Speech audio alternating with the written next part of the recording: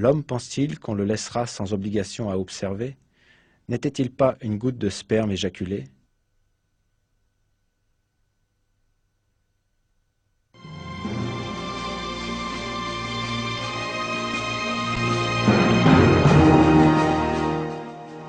Une étude attentive montre que le Coran nous informe que l'homme n'est pas constitué à partir du sperme en entier, mais que d'une toute petite part.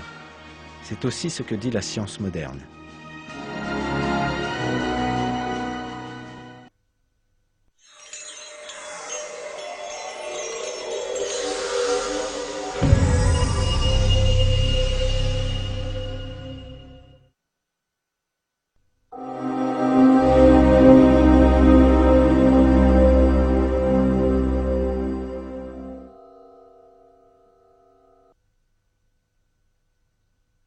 Il vous crée dans les ventres de vos mères, création après création dans 3 ténèbres. Tel est Dieu votre Seigneur. À lui appartient toute la royauté, point de divinité à part lui. Comment pouvez-vous vous détourner de son culte?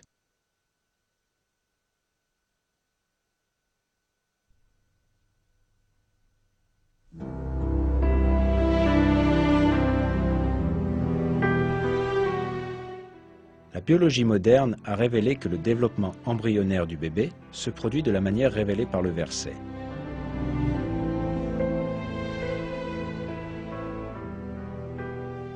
L'expression 3 ténèbres indique que 3 régions sont impliquées dans le développement de l'embryon.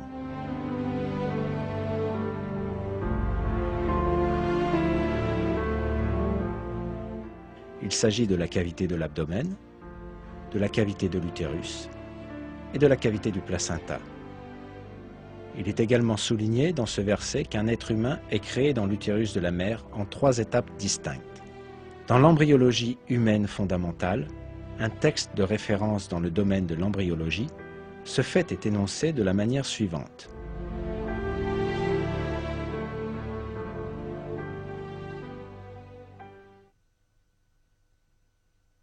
La vie dans l'utérus se déroule en 3 étapes. Pré-embryonnaire, les 2 premières semaines et demie. Embryonnaire, jusqu'à la fin de la 8e semaine. Et fétale, à partir de la 8e semaine jusqu'à l'accouchement.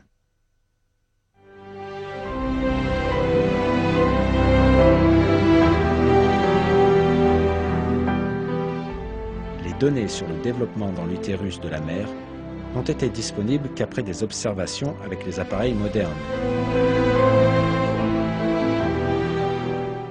Pourtant, comme bien d'autres faits scientifiques, de façon miraculeuse, Dieu attire notre attention sur ces éléments dans les versets du Coran.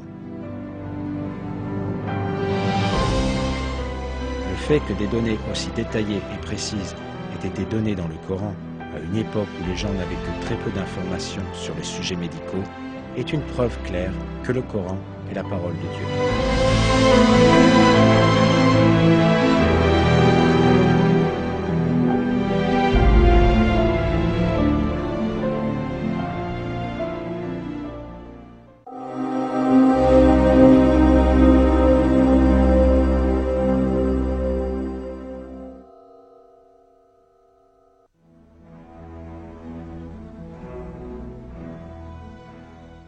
Le développement d'un être humain dans l'utérus de la mère est plein de miracles. Les oreilles du fœtus commencent à se développer dès le 22e jour de grossesse et elles deviennent pleinement fonctionnelles au 4e mois. Après cela, le fœtus peut entendre les sons dans l'utérus de la mère.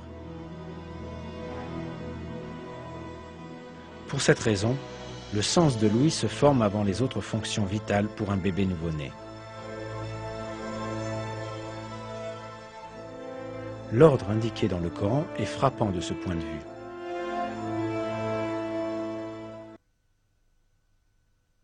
Et c'est Dieu qui a créé pour vous l'ouïe, la vue et l'intelligence, mais vous en êtes rarement reconnaissant. Dieu vous a fait naître du ventre de vos mères, dénué de tout savoir, et vous a donné l'ouïe, la vue et l'intelligence. Peut-être lui en serez-vous reconnaissant.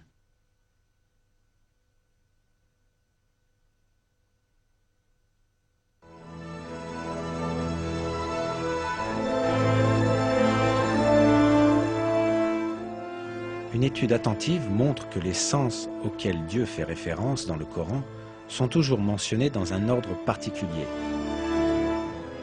L'ouïe, la vue et l'intelligence.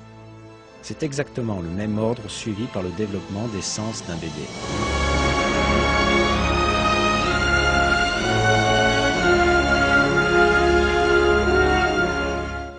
En bref, une des découvertes de la science moderne, l'ordre du développement des organes humains, est énoncé clairement dans le Coran.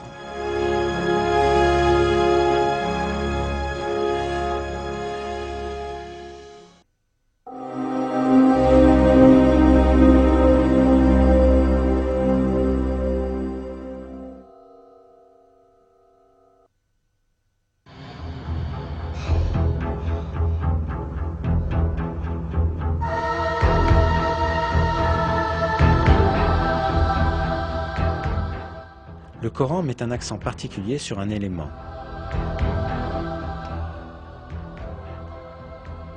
Le fer. Dans la sourate Al-Hadid, signifiant le fer, on apprend ce qui suit.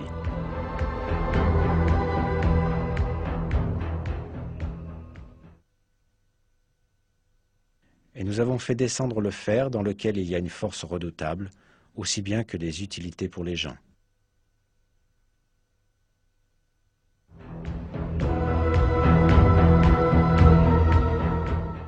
On peut penser que le mot « azalna », traduit par « nous avons fait descendre » et utilisé pour le fer dans le verset, puisse avoir un sens métaphorique pour expliquer que le fer a été accordé pour le bénéfice des hommes.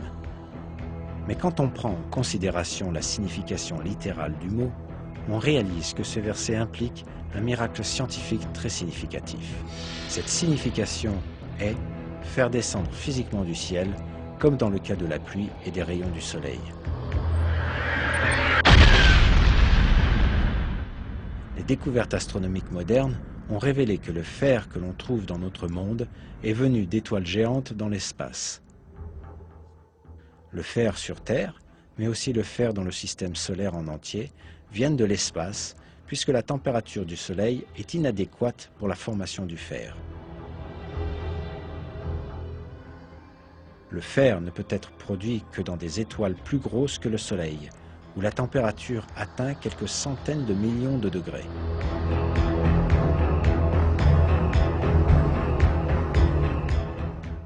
Quand la quantité de fer excède un certain niveau dans une étoile, celle-ci ne peut plus s'en accommoder et elle finit par exploser en ce qu'on appelle une nova ou supernova.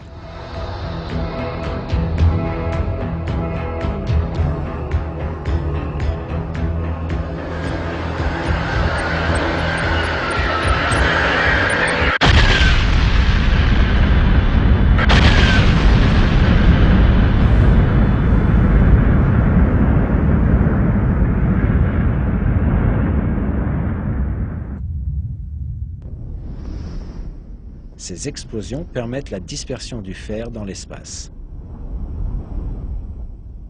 Tout le fer présent sur Terre provient de l'espace lointain grâce à ce mécanisme.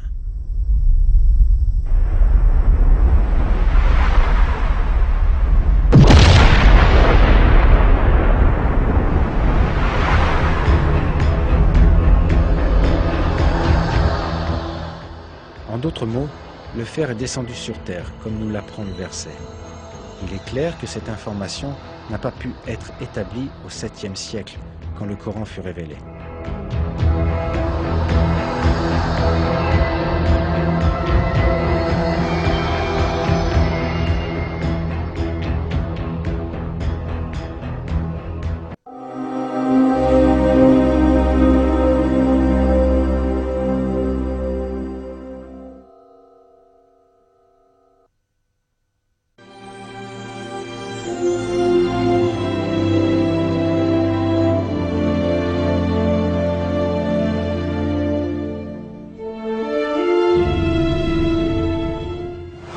Il existe plus de 100 milliards de galaxies dans l'univers visible et chaque petite galaxie contient approximativement 1 milliard d'étoiles. De plus, chaque grande galaxie en contient plus d'1 trillion. Beaucoup de ces étoiles possèdent